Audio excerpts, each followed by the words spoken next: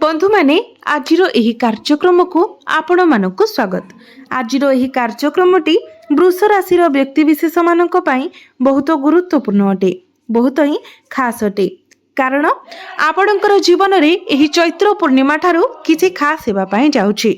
जेहेतु चैत्र पूर्णिमाटी आमर एप्रिल 2 तारिख रे पडुछि, तो संपूर्ण एप्रिल मासरे आपणकर जीवन रे कोन हेबा पई जाउछि, आपणकर जीवन रे केउ सब परिवर्तन हेबा पई जाउछि, से विषय रे आजिर एही वीडियो रे आमे माने विस्तार भाबरे आलोचना करिबा। एही चैत्र पूर्णिमा परे ग्रह मानकर गोचर रे किछि परिवर्तन हेबा पई जाउछि, जहार प्रभाव रे आपणक जीवन रे मध्य किछि खास हेबा पई जाउछि। तो केउ खास घटना गुड़िक आपणक जीवन रे घटिबाकू जाउछि, केउ सब क्षेत्र रे आपणकू सफलता मिलिबाकू जाउछि, केउ सब क्षेत्र रे आपणकू प्रतिकारर आवश्यकता रहिछि, आपणक कुंडली रे नवग्रहंकर स्थिति किभଳି रहुछि, नवग्रह आपणकू केउ फल प्रदान करिवे एवं केउ ग्रह पाई आपणकू केउ प्रतिकारर आवश्यकता रहिबो, से विषय आजिर एही वीडियो रे आमे माने विस्तार भाबरे आलोचना करिबा। तो सेति पई आपण माने वीडियोटी को स्किप न करी शेष पर्यंत निश्चय देखंतु एवं वीडियोटी को लाइक करी चैनलटी को सब्सक्राइब करि दियंतु। कमेंट बॉक्स रे भक्ति एवं श्रद्धार सहित जय श्री जगन्नाथ, जय मां लक्ष्मी निश्चय लिखंतु। तो बंधु माने आसंतु आरंभ करिबा आजिर एही कार्यक्रम को, जहां आपणकर जन्म राशि तथा चंद्र राशि उपरे आधारित अटे। तेबे राशि चक्रर 12 गोटी राशि मध्यरु द्वितीय राशि हेउछि वृष राशि एवं वृष राशिर राशिधिपति हेउछन्ति शुक्र। तो शुक्र आपणकर कुंडलीर द्वादश भावरे गोचर करुछन्ति, आपणकर द्वितीय भावरे गोचर करुछन्ति देवगुरु बृहस्पति, चतुर्थ भावरे गोचर करुछन्ति केतु एवं आपणकर दशम भावरे गोचर करुछन्ति बुध एवं राहु, एकादश भावरे गोचर करुछन्ति मंगल, शनि एवं सूर्य। तो सर्वप्रथमे आसंतु जानिबा आपणकर स्वास्थ्य किभଳି रहिबो एही एप्रिल 2026 रे। तेबे बंधु माने कुंडलीर प्रथम भावटी होइथाय आपणकर स्वास्थ्यर भाव, इम्युनिटी सिस्टम रो भाव। तो आपणकर प्रथम भावर अधिपति हेउछन्ति शुक्र। शुक्र आपणक कुंडलीर द्वादश भावरे गोचर करुछन्ति, किंतु 19 एप्रिल को शुक्र आपणकर प्रथम भाव को चली आसिबे। तो जे पर्यंत शुक्र द्वादश भावरे गोचर करुछन्ति आपणकर स्वास्थ्य उपरे एहार टिके प्रतिकूल प्रभाव पड़िबो, कारण द्वादश भाव को साधारणतः कुंडली रे भलो बोली माना जाय न थाए, यहाँ रोगर स्थान होइथाए, हॉस्पिटल स्थान होइथाए। तो एही टाइम रे आपणकर इम्युनिटी सिस्टम टिके डाउन रहिबो।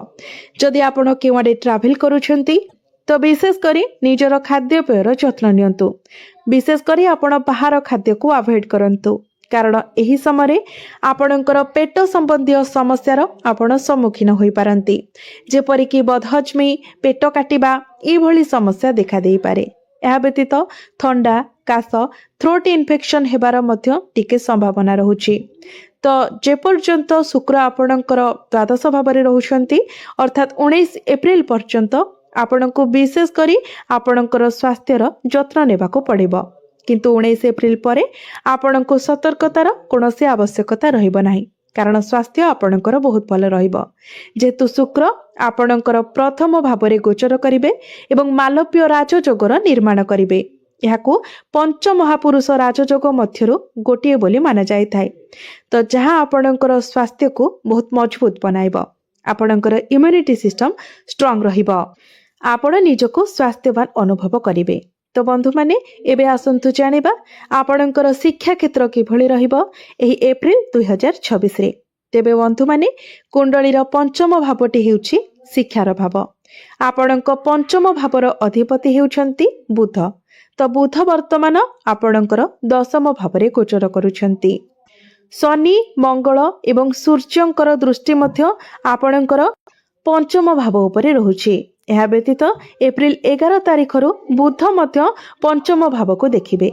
तेणु 11 एप्रिल परे आपणकर शिक्षा क्षेत्र रे आपण बहुत उन्नति देखिबा को पाइबे, कारण बुध एही निर्दिष्ट गृह को प्रवेश करिवे। तथापि आपण ध्यान दियंतु, एठारु 14 एप्रिल परे सूर्य जेतेबेले एकादश भाव को जिबे, आपणकर द्वादश भाव को जिबे एवं आपणकर शिक्षा क्षेत्र रे आपण अधिक उन्नति देखिबा को पाइबे, कारण सूर्य एठारे उच्चस्थ होई जिबे। तेणु जदि आपण सरकारी स्तर में किसी एग्जाम अच्छी आपणकर किसी कॉम्पिटिटिव एग्जाम अच्छी किसी प्रतियोगितामूलक परीक्षा अच्छी तो ता मध्य आपणक पई बहुत भल रहिबो। किंतु शनि आपणकर नवम एवं दशम भावर अधिपति होई पंचम भाव को देखुछंती। तेणु जेतेबेले आपण आगको बढ़िबाकू चेष्टा करिवे किछि स्टेप नेबा पई चेष्टा करिवे तो आपण दुई पाद पछकू मध्य चली आसीबे। आपण टिके कन्फ्यूज होई पारंती। तेणु आपणको आपणकर मन को नियंत्रण रे रखिबार अछि एवं आपणको ही आगको बढ़िबार अछि। ग्रह माने बहुत मजबूत स्थिति रे अछंती तो आपण निश्चित भाବରେ आगको बढ़ंतु आपणको बहुत किछि सफलता मिलिबो। एबे आसंतु जानिबा आपणकर प्रेम जीवन किभଳି रहिबो एही एप्रिल 2026 रे। तो बंधु माने कुंडलीर पंचम भावटी आपणकर शिक्षार भाव हेबा सहित पंचम भावटी मध्य होइथाय आपणकर प्रेम जीवनर भाव आपणकर संतानर भाव। तो मु कहि सारिछि आपणक पंचम भावर अधिपति हेउछंती बुध एवं बुध आपणकर दशम भावरे गोचर करूछंती।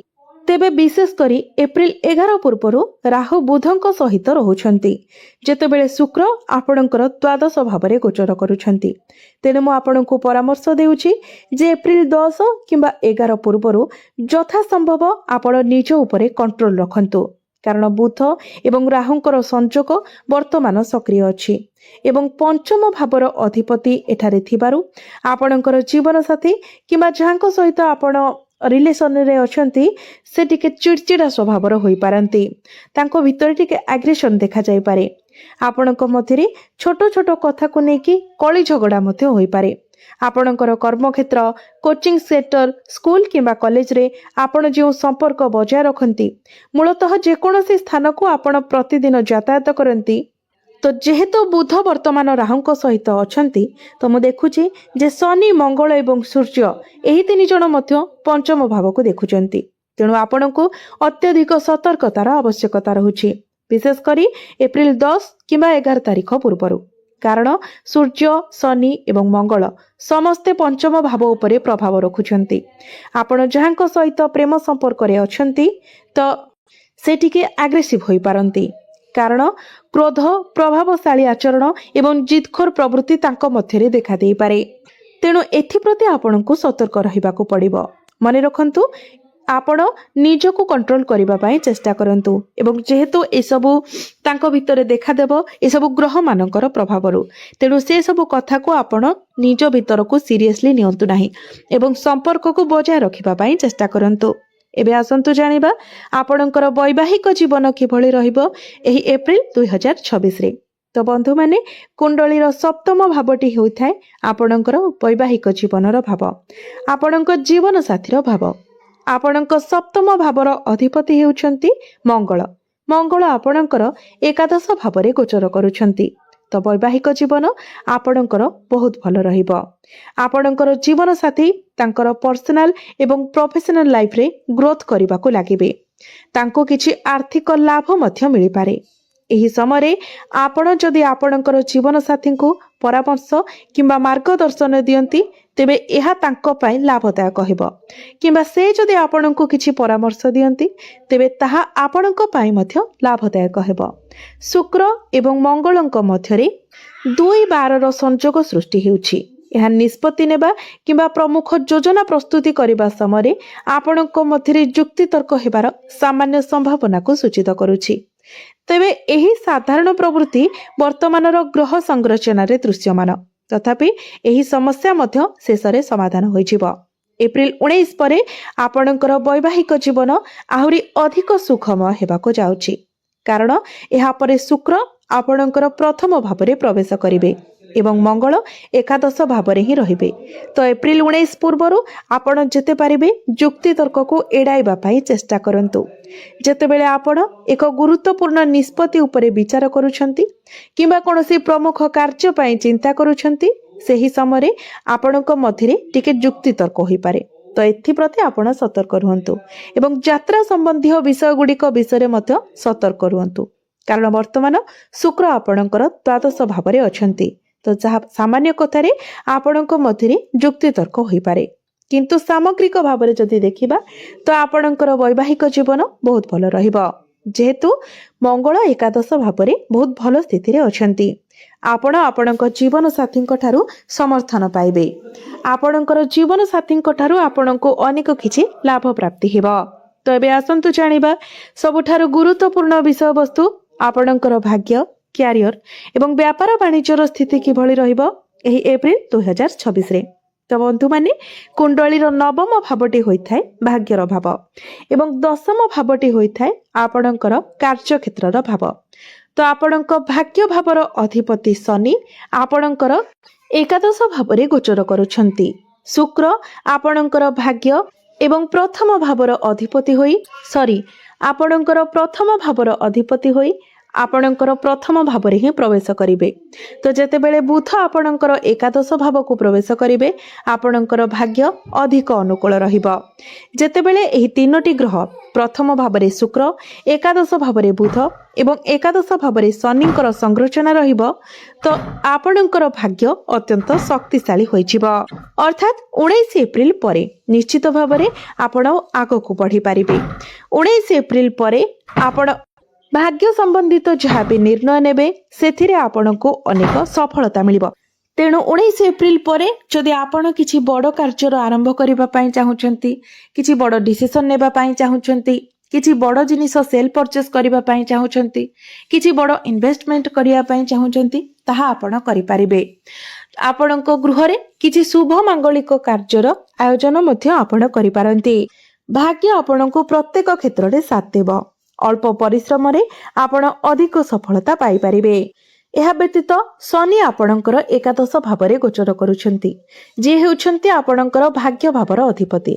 तो भाग्य रे लाभ मध्य देखा जाउछि। एबे क्यारियर कथा जदि कहिबा तो आपणकर दशम भावरे शनि, मंगल एवं सूर्य गोचर करुछंती। तो आपण औषध एवं प्रजुक्ति विद्या किंबा एचएम क्षेत्र आपणक पई अत्यंत उपयुक्त हेबो।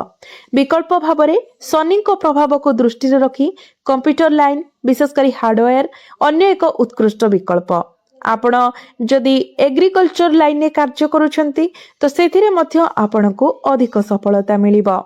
राहु दशम भावरे गोचर करुछंती। एही स्थान आपणको चतुरता प्रदान करिबो।